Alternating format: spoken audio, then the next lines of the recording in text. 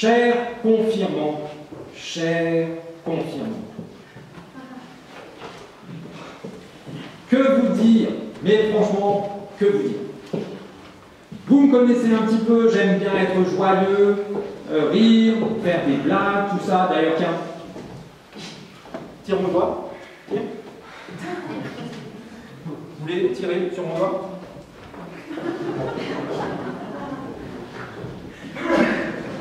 Au caté, ça marche beaucoup mieux. Là, ils n'osent pas, mais d'habitude, ils tirent. Si. Je suis plutôt optimiste, ça aussi vous le savez. J'aime bien voir le bon côté des choses, alors je ne suis pas non plus naïf comme un bisounours, mais franchement, être pessimiste, c'est déprimant, non? Alors forcément, aujourd'hui, en ce jour de fête, pour votre confirmation, j'aimerais vous encourager vraiment positivement, mais je peux pas. Non, franchement, je peux pas. Non, je ne peux pas. Comment est-ce que je pourrais vous dire que vous allez avoir une vie remplie de super belles choses, alors qu'il n'y aura pas que des super belles choses dans votre vie? Ah, je pense qu'ici tout le monde est d'accord, la vie est dure. On est d'accord. Hein. C'est pas nouveau. D'ailleurs, c'est bien que les plusieurs générations soient réunies. Quand vos parents et vos grands-parents avaient votre âge, c'était quand même, comparé à maintenant, beaucoup plus facile, la vie. À l'époque, ceux qui voulaient faire des études, ils pouvaient faire quasiment les études qu'ils voulaient. Même, il y avait toujours de la place. Même quand il fallait faire un concours, vous faisiez le concours, vous réussissiez le concours, vous aviez une place. Aujourd'hui, vous pouvez faire 10 concours, réussir 10 concours, et c'est pas gagné que vous ayez une place. À l'époque, si vous préfériez plutôt que faire des études, travailler, 14 ans, boum, et bien vous aviez tout de suite un travail, même dans le village.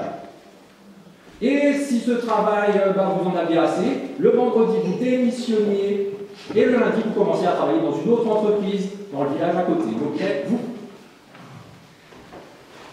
Alors que vous, chers 4 jeunes confirmants, votre avenir, comment dire, allez, en combien? 3 mots. C'est pas gagné. Ouais, c'est pas mal, ça fait 4. Parcoursup, Pôle emploi. Vous allez galérer, galérer, galérer. Non, stop, Christophe, je peux pas te laisser là pour ça. Ah ben ça m'aurait étonné. Ça fait quand même longtemps que tu m'avais pu corriger en plein culte. C'est aussi parce que ça fait longtemps que tu n'as pas dit d'aussi grosses bêtises. Moi, je dis des bêtises. Bah oui, tu peux pas leur dire que la vie va juste être horrible. En plus, le jour de leur confirmation, non seulement c'est une grosse bêtise, mais en plus c'est même pas vrai. Alors comme ça, non seulement je dis des bêtises, mais en plus je mens. Même les jeunes, ils n'ont jamais osé me dire un truc pareil.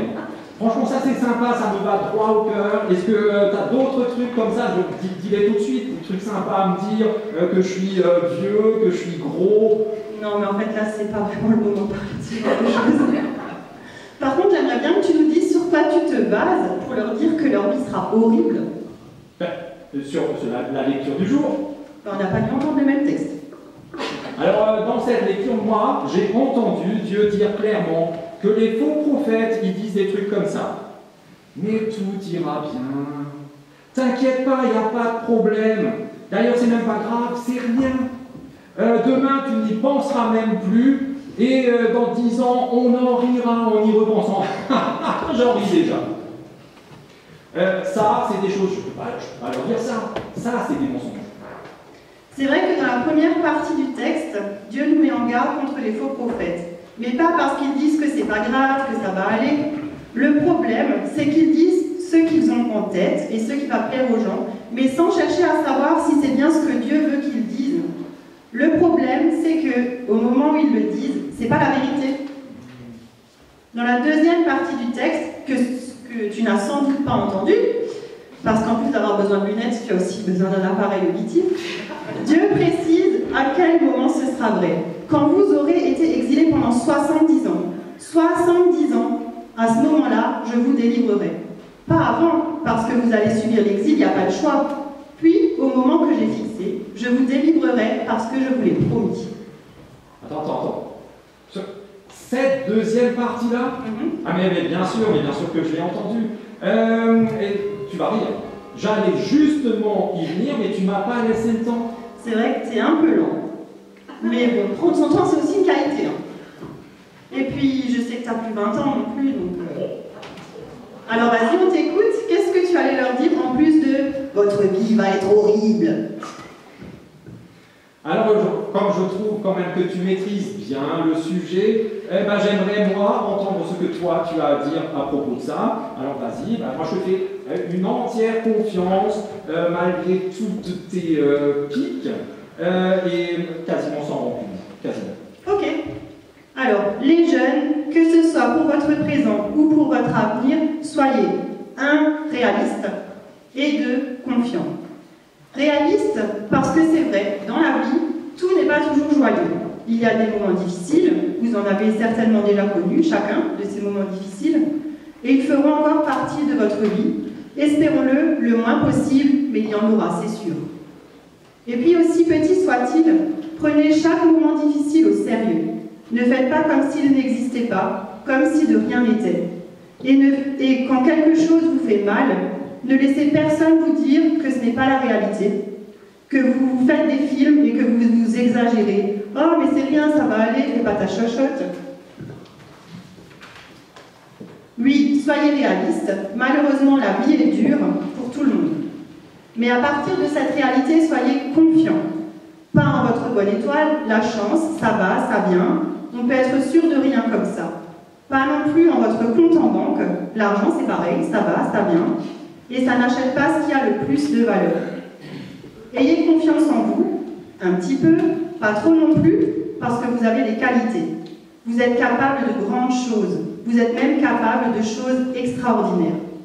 Ayez aussi confiance en ceux qui vous aiment et que vous aimez.